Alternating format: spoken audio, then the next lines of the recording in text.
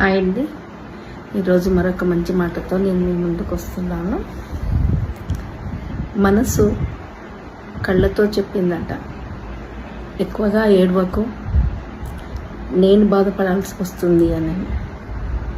అప్పుడు కళ్ళు ఈ విధంగా సమాధానం చెప్పాయి, నువ్వు ఎక్కువగా బంధాలను పెంచుకోకు,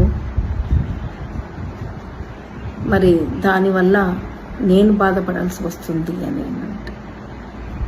చూసారా, మనసుకు కన్నీళ్ళకున్న బంధము. మనసు గాయమైతే అది వ్యక్తపరచడానికి ఈ కళ్ళ నుంచి కన్నీళ్ళే వ్యక్తపరుస్తాయి అన్నట్టు. అందుకే ఆ కళ్ళ నుంచి కన్నీళ్ళు రాకూడదు అనుకుంటే నీ మనసును నువ్వు కంట్రోల్లో పెట్టుకోవాలి. ఎక్కువ బంధాలను పెంచుకోకన్నట్టు. ఆ బంధాలను పెంచుకోవడం వల్లనే నీ మనసు గాయమై ఆ గాయం నీ కంటిలో కన్నీళ్ళ రూపకంగా వస్తుంది అన్నట్టు. ఓకేనా?